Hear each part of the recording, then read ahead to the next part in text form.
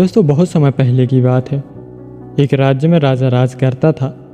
राजा ने बलपूर्वक अपने आसपास के बहुत से नगरों पर कब्जा कर लिया था। इससे राजा बहुत घमंडी हो गया था। उसे सिर्फ ऐसा लगता था कि पूरे संसार में सबसे शक्तिशाली सिर्फ वही है। इसी घमंड में चूर होकर राजा अपने नगर में रह रहे लोगों पर खूब अत्याचार किया करता था। पहले तो उसने खूब कर वसूला और बाद में उसने जनता के लिए कोई सुख सुविधा भी उपलब्ध नहीं कराई। यदि नगर का कोई भी व्यक्ति राजा के पास शिकायत लेकर आता तो राजा उसे भी नहीं बख्शता था। अपने सैनिकों के साथ उसे सजा का भोगी बनाता था, जिसके डर से सभी लोग चुपचाप कर देते रहते थे और किसी तरह की शिकायत भी नहीं करते थे। इसी के चलते राजा ने एक दिन कर वसूलने के लिए सैनिकों को अपने नगर में भेजा। सैनिक भी राजा का आदेश का पालन करते हुए नगर की तरफ रवाना हो गए। तभी सैनिकों को रास्ते में एक आदमी आता हुआ मिला। आदमी को देखते ही सैनिकों ने उससे कर देने की बात कही। सैनिकों की बात सुनकर व्यक्ति ने कर देने से मना कर दिया। उस व्यक्ति ने सैनिकों से कहा कि उसकी तो किसी तरह की आमदनी ही नहीं है, ऐसे में भला वो इतना ज़्यादा कर कैसे दे सकता है। तमाम मिन्नतों के बाद भी उस व्यक्ति से सैनिक कर वसूलने की जिद पर अड़े रहे, लेकिन उस व्यक्ति ने सैनिकों को किसी भी तरह का कर नहीं दिया। अंत में सैनिकों ने सोचा कि इस व्यक्ति को राजा के पास ले जाया जाए, इसे राजा ही सजा देंगे तभी ये कर देगा। इसके बाद उस व्यक्ति को सैनिक पकड़कर राजा के पास ले आए। राजा के सामने उस व्यक्ति को पेश करते ही सैनिकों ने कहा कि राजा, ये नगर का एक व्यक्ति है जो हमें कर देने से मना कर रहा है। सैनिकों की बात रखते ही उस व्यक्ति ने भी राजा के सामने मिन्नतें शुरू कर दी।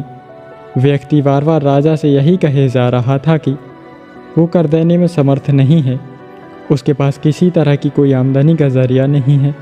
जैसे ही उसकी आमदनी शुरू होगी वो भी राजा को अवश्य कर देना प्रारंभ कर देगा। लेकिन राजा ने उसकी कोई बात नहीं सुनी। राजा ने तुरंत सैनिकों को आदेश दे दिया कि इसे ले जाकर कारागार में बंद कर दो, कल इसकी सज़ा हम खुद सुनाएंगे।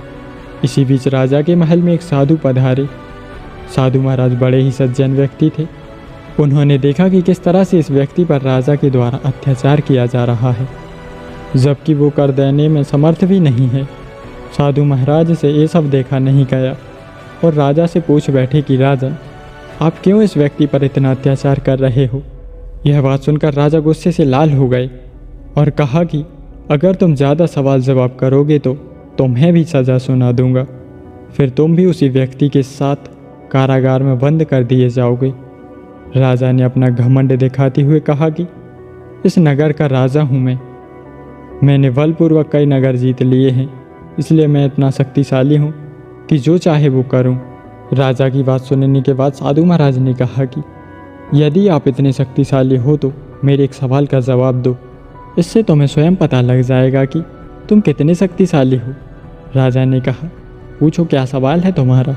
साधु महाराज ने सवाल पूछते हुए कहा कि यदि तुम्हें किसी जंगल में छोड़ दिया जाए तो सबसे पहले तुम किस चीज़ की तलाश करोगे। राजा ने सवाल को सुनते ही कहा, सबसे पहले मैं भोजन की तलाश करूँगा। इस पर साधु महाराज ने कहा कि यदि तुम्हें भोजन ना मिले तो क्या दे सकते हो।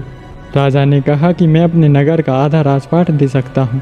लेकिन साधु ने कहा कि यदि फिर भी भोजन ना मिले तो फिर राजा ने कहा कि वो अपना पूरा नगर भी दे सकते हैं।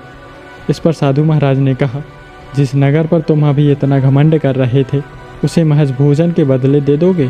साधु की बात सुनते ही राजा को समझ आ गया था कि ये नगर राजपाट सब मोह माया है, हमें किसी भी चीज़ का घमंड नहीं करना चाहिए। तभी राजा ने साधु से हाथ जोड़कर अपने घमंड के लिए माफ़ी मांगी और कर न देने के चलते बंदी बनाए गए सभी व्यक्तियों को छोड़ने का आदेश दे दिया। इसके बाद उस राजा ने अपने राज्य में अच्छी नीतियों का निर्माण किया और उसके बाद अपने राज्य को विकसित राज्य घोषित कर दिया। उस राज्य की सभी जनता खुश थी और वह राज्य संपन्न समृद्ध राज्य हो गया था। दोस्तों, इस कहानी से हमें यही सीख मिलती है कि हमें कभी भी घमंड नहीं करना चाहिए। कभी भी अपने से नीचे जीवन यापन कर रहे लोगों को अपनी शक्ति के बल पर परेशान नहीं करना चाहिए। तो दोस्तों, आप लोगों को यह कहानी कैसी लगी और आपने इस कहानी से क्या सीखा, कमेंट करके ज़रूर बताना। और इसी तरह की कहानियाँ सुनने के लिए वीडियो को लाइक करें, शेयर करें और चैनल को सब्सक्राइब करें। मिलते हैं अगली वीडियो में एक और नई मज़ेदार प्रेरणादायक कहानी के साथ। धन्यवाद।